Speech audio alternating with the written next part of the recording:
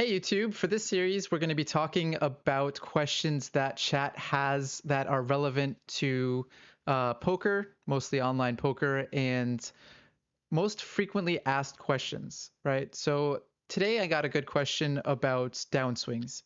I think a lot of chat is really interested in talking about, what it is to be in a downswing, how do you get out of a downswing, how to combat variance in general.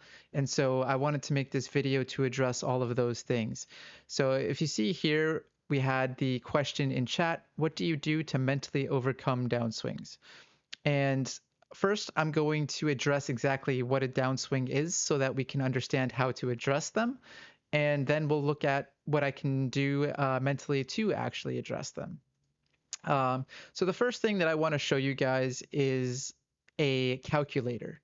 I know. Math class, high school, flashbacks are happening fast, but I want to take a look at a poker variance calculator more specifically so we can look at what actual variance looks like. I think this is something that's really misconstrued in the poker world as to what is variance and what isn't variance, and we'll debunk a lot of those myths right now. So if we take a look here, we have this site called Prime Dope. It's a great site for poker players as a reference to looking at variance. And what it is, essentially, as I mentioned, is a poker variance calculator. So it allows us to input our win rate in big blinds per 100, our observed big blinds per 100, which is optional. You don't have to do that one, and our standard deviation and our number of hands to simulate. And it'll give us a graph of what's kind of expected in variance, right? So for us, this would mean putting in our theoretical win rate, or if we have a large sample, we can put that in. But in terms of just showing you guys what variance looks like, I'm going to put in a fictional win rate here, and then we'll look at the numbers like that. So first of all, let me address the elephant in the room. If you're a losing player, this all goes out the window. This only applies to winning poker players, because if you're a losing player, you're going to lose in the long term, right? You're always going to lose in the long term, and variance downswings aren't downswings. They're just you're losing, unfortunately. So these win rates are going to be important to have if you are a proven winner. That's what matters, right? So let's assume that we're winning at we'll start off with a very small win rate. We'll start off with a one big blind per 100 win rate, which is almost the bare minimum you need to be winning, right? And then hand sample is going to impact how much variance we're going to incur. So the larger hand sample that we have, the less variance we're going to experience. Not necessarily the less variance we're going to have, but over time, you'll see that the likelihood of you losing is going to go down. So if we have a million hand sample, we're not going to we're not going to lose very often, but the amount of variance we're going to experience is going to be very high over that million hands, right? Because the only way to reduce variance is to increase your win rate. Okay, I'll say that again. The only way to reduce your variance is to increase your win rate. So if you're winning at a 4 big blind per 100 win rate, we'll see the difference in a second after I calculate the, here, let's take away the observed. So the standard deviation, so this little nifty drop down here can show you exactly what the standard deviation would be for your typical game format. So for 6 max no limit hold'em, which is what we play, 75 to 120 is going to be the average. So let's use 100. That seems to be in between those two. I think 90 might be more common for some players, but we'll use 100 for this example. So once we hit calculate, we can scroll down and we can see the EV that we input, right? 100, one big blind per 100 win rate, our standard deviation of 100, our hand sample, and our expected winnings. So this is the estimated winnings over the simulated amount of hands. So over 100,000 hands, we can expect to win 1,000 big blinds. Now that's being, very optimistic that we're not going to experience any variance. So what happens in reality, right, is that the standard deviation is going to affect our win rate. So we can look at it in terms of a 70 confidence interval and a 95% confidence interval. So with great certainty, this is going to be what it's going to look like, right? Our range with great certainty is going to look like this over a short sample. It's not really saying a whole lot, but that's because this sample size is small, right? So when evaluating what your results are, it's important that you have a large sample size. Oftentimes, players look at 100K hands and think, okay, this is going to be what it's like to, play poker for the rest of my life. I'm going to just be winning this much money. This is my win rate, etc. That's not the case. The more hands that we have, the better it's going to reflect our actual win rate. And oftentimes, players have a feedback loop too quickly in poker. They get a bunch of hands, they think this is my results, this is what it's going to be like, and then they just assume from then on it's going to be like that, like I just said. And it's a dangerous feedback loop because it's too quick. You really need a large sample of hands. So if you're losing over 1,000 hands, that doesn't mean anything. If you're winning over 10,000 hands, that still doesn't really mean much. So it's important to get that large sample. And then you'll see here that the probability of loss is still very high after 100,000 hands. 37% of the time, we're going to lose if we're at one big blind per 100. And then you can see here the probability of running below or above the observed win rate is pretty large. It's still very variable in the sense of we could have we can have a really big downswing, we can have a really big upswing. It's going to be high variance. And then it shows you the minimum bankroll for less than 5% risk of ruin.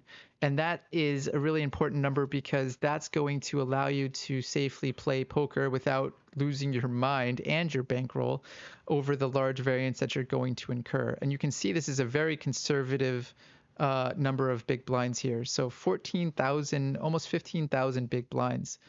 That's akin to, I believe, 150 buy-ins, if I'm not mistaken. So 15,000 divided by 100. If you're playing 100 big blind buy-ins, yeah, that's going to be 150 buy-ins. So that's a lot of buy-ins for a game. Now let's increase it to 4, right? Which is a solid win rate for a lot of regulars that are doing well in the games. Now we look over here and we'll see that our expected winnings, of course, is 4,000 big blinds. But with a 95% confidence interval, we can almost determine that we're not a losing player, right? We still can't even determine over 100K hand sample that we're a winning player for sure, right? But it is a very high, percentage chance that we're a winning player and that we're going to have a winning sample of hands.